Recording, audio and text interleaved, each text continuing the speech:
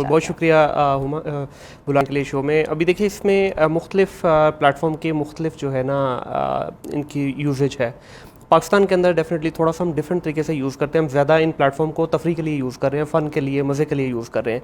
लेकिन अगर मैं इंटरनेशनली बात करूँ तो फेसबुक हो गया आपका, इंस्टाग्राम हो गया आपका, इवन टिकटॉक जो भी रिसेंटली कुछ अर्सा पहले ही आया है, ये सारे प्लेटफॉर्म जो हैं ये बिज़नेस के लिए भी यूज़ किए जा रहे हैं, अपार्ट फ्रॉम आपकी जो तफरी होती है इस पर। तो इसी तरह पाकिस्तान में भी अब इसकी काफ़ी हद तक जो है ना मकबूलियत बढ़ना शुरू हो गई है। ख़ास तौर पर अगर मैं जितने कॉन्टेंट क्रिएटर हैं, कॉन्टेंट क्रिएटर यूट्यूब के ऊपर, फेसबुक के ऊपर, टिकटॉक के ऊपर अपनी वीडियोज़ लगाते हैं, लेकिन वो जो PR पैकेज पकड़ते हैं वो सारे के सारे इंस्टाग्राम से ले रहे हैं।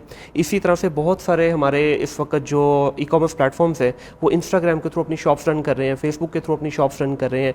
इसी तरह से अगर आप टिकटॉक पे देखें, टिकटॉक क्योंकि इस वक्त जो एक शॉर्ट वीडियो कंटेंट के अंदर सबसे पायनियर था, तो इसने ये शॉर्ट वीडियोस का कॉन्सेप्ट जैसे इंट्रोड्यूस करवाया, तो अभी बहुत सारे हमारे जो ई-कॉमर्स प्लेटफॉर्म्स हैं वो भी शॉर्ट वीडियोज़ के थ्रू अपनी प्रोडक्ट को प्रमोट कर रहे हैं। तो ये डिपेंड करता है कि यूजेज क्या लेना चाहते हैं। इनमें एजुकेशन भी मौजूद है, इनमें बिजनेस भी मौजूद है, at the same time fun वाली साइड भी इसमें मौजूद है। बिल्कुल ठीक हो गया। सो ये भी तो डिपेंड करता है ना कि आप किस मकसद के लिए आप इस्तेमाल करना चाह रहे हैं, ये भी चीज़ मैटर बहुत ज़्यादा करती है। लेकिन व्हाट डू यू थिंक, जहाँ पर हम कंटेंट क्रिएटर्स की बात कर रहे हैं, ऑब्वियसली जो बहुत से कंटेंट क्रिएटर्स अब बहुत फेमस हो गए हैं, बहुत पैसा कमा रहे हैं, सो अच्छा कंटेंट जनरेट करने के लिए क्या ज़रूरी है, और कंटेंट को जब आप लॉन्च कर देते हैं लोगों तक पहुंचाने के लिए बेस्ट मीडियम कौन सा है? देखिए एज ए सेट के ये सारों की अपनी अपनी अफादियत है, लेकिन मैं ये सजेस्ट करूंगा कि जो भी कंटेंट क्रिएटर है, स्पेशली जो नए लोग आ रहे हैं, आप प्लेटफॉर्म को छोड़िए मत। अब मेरा कंटेंट इस वक्त 9 प्लेटफॉर्म पे जा रहा है। अब 9 प्लेटफॉर्म की बात करें तो इसमें वो 9 कौन कौन से? जी बिल्कुल, इसमें यूट्यूब आ जाता है, फेसबुक आ जाता है, इंस्टाग्राम आ जाता है, ट्विटर आ जाता है, लिंक्डइन आ जाता है, स्नैप आ जाता है, स्नैक आ जाता है। हालांकि इनमें से कुछ प्लेटफॉर्म ऐसे हैं जिसमें मेरी ऑडियंस अभी बिल्कुल बिल्ड हो रही है, लेकिन मैं छोड़ किसी प्लेटफॉर्म को नहीं रहा, इवन चाहे वो छोटा ऑडियंस है या बड़ी ऑडियंस है। होगा क्या, एक टाइम आएगा, आहिस्ता आहिस्ता आहिस्ता आपका प्रोफाइल बिल्ड होना शुरू हो जाता है। जिस तरह अभी थ्रेड आया नया, अब थ्रेड के ऊपर आज जो शुरू कर लेगा, down the line in 6 month उसका एक अच्छा खासा प्रोफाइल बिल्ड हो जाएगा। उसकी रीज़न ये कि इस वक्त थ्रेड खुद भी चाह रहा है कि थोड़ा सा प्रमोट करे नए कंटेंट क्रिएटर को या नए यूज़र्स को, क्योंकि वो खुद भी नया प्लेटफॉर्म है तो नए लोगों को इनकरेज भी करेगा।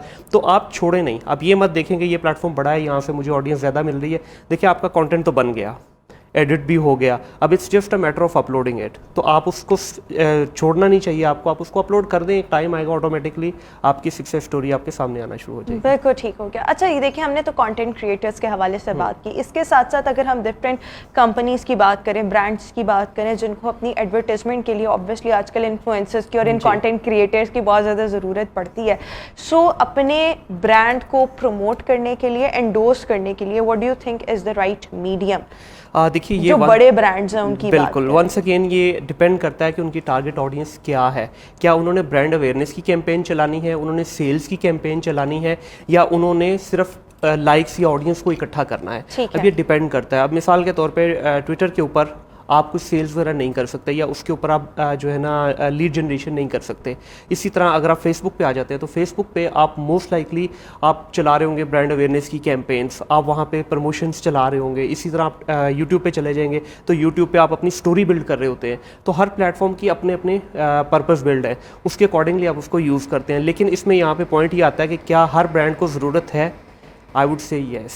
उसकी रीज़न ये है कि देखिए मिसाल के तौर पे इस वक्त हम ये शो लाहौर में बैठ के कर रहे हैं, क्या कराची में अगर हमने यहाँ पे कोई बिलबोर्ड लगा दिया या कोई इश्तेहार लगा दिया, क्या कराची की ऑडियंस हमें देख पाएगी? क्या सिंध की ऑडियंस हमें देख पाएगी? KPK की देख पाएगी? नहीं।